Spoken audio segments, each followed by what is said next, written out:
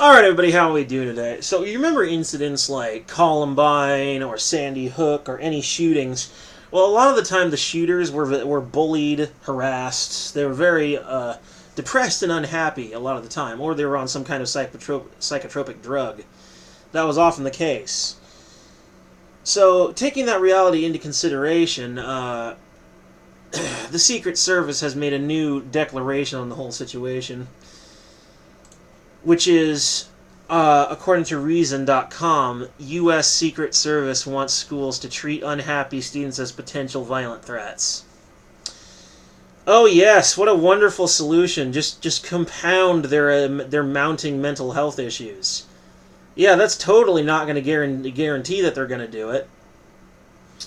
But apparently, most teens who are depressed or bullied will never respond with mass violence. You wouldn't know it from these threat assessment recommendations. Secret Service research findings indicate that targeted school violence is preventable, writes U.S. Secret Service National Threat Assessment Center and NTAC. Director James Murray, in a new NTAC report, all schools have to do is treat any students in any sort of distress as a potential danger to everybody else and respond accordingly.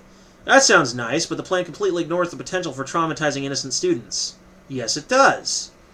Titled Protecting America's Schools, a U.S. Secret Service Analysis of Targeted School Violence.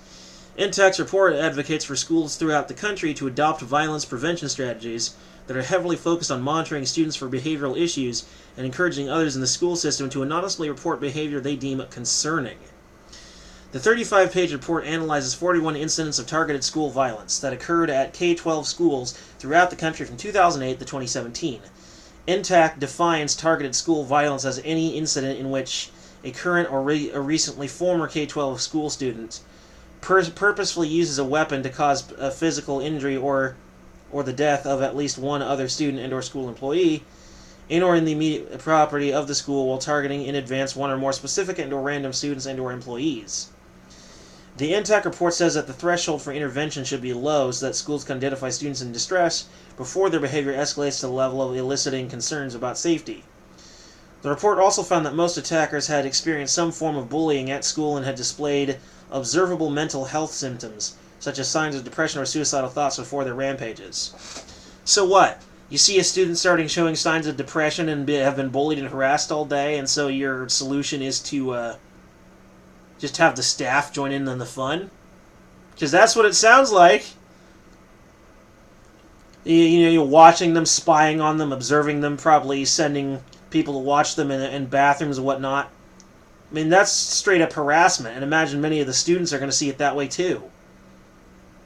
You're not going to make the things easy, you're going to make it worse. They don't need chaperones or spies watching them. What they need is guidance counselors helping them to get through their issues. Or they need parents intervening and helping them nurse their emotional wounds. This is the last thing these students need. One of NTAC's recommendations is for schools to adopt the threat prevention measures the Secret Service outlined in their 2018 guide, Enhancing School Safety, using a threat assessment model and operational guide for preventing school violence. That 2018 plan called for examining students' social media posts, searching through their desks at school, and monitoring how students are handling breakups. The NTAC says its new student isn't intended to provide a perfect psychological or behavioral profile of students who might commit an act of violence, and while it does not outright state that students who are depressed or have been victims of bullying are more likely to commit acts of violence, it does list a depressed mood as a red flag. That's so vague that even a student having a bad day could be viewed as a potential threat, let alone a student who is clinically depressed or is a victim of harassment. While many of the students profiled by the study shared similar experiences and behaviors, the study fails to establish how exactly the students could have been appropriately identified as threats before they acted. Yeah, this is just an extension of the red flag laws they were talking about. Kamala Harris is talking about it, Trump was talking about it. This is just an extension of that same principle. Ugh. Politicians are idiots. Why are they idiots? Tell me! How does someone so dumb get elected? Or otherwise have chances of getting elected? Explain that shit to me.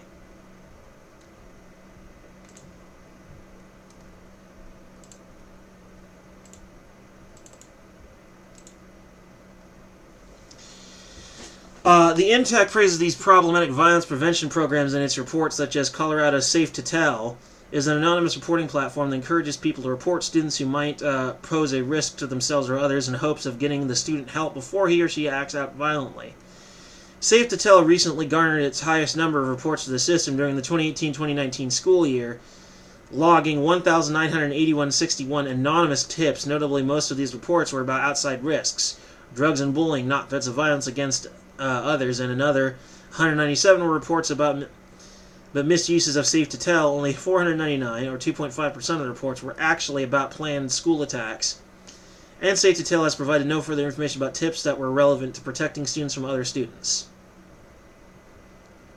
Unfortunately, violence prevention programs are abusable. With Safe to Tell, the police determined that 541 of the tips made to Safe to Tell during the 2018-2019 school year were deliberate hoaxes or false.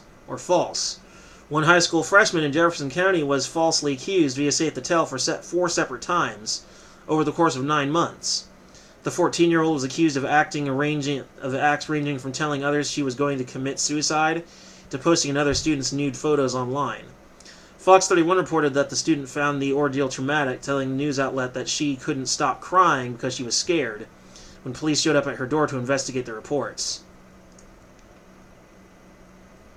And just like that, another broken government system being abused. Go figure. As reasons, Jacob Sullum notes, even if certain red flags are common among mass shooters, almost none of the people who display those signs are bent on murderous violence. The vast majority of those who are depressed or bullied will never commit an act of violence, and a comprehensive threat assessment strategy might lead to students who fall into those categories being viewed as potential attackers, even when they pose no threat, as Sullum says. Given the potential for mass stigma, invasions of privacy, and violations of due process, I'd say we can do a lot worse than failing to successfully identify potentially violent individuals. Absolutely. This is the last thing kids who are being bullied and depressed need. They don't need this. They need guidance counselors. They need help.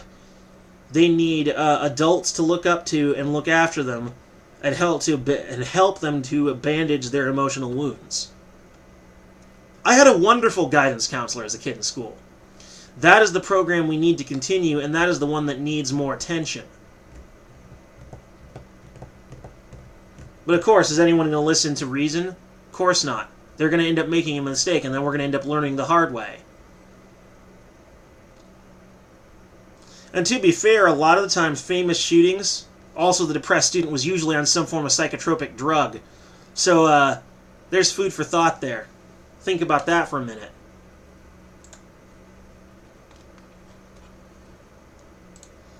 Anyway, peace.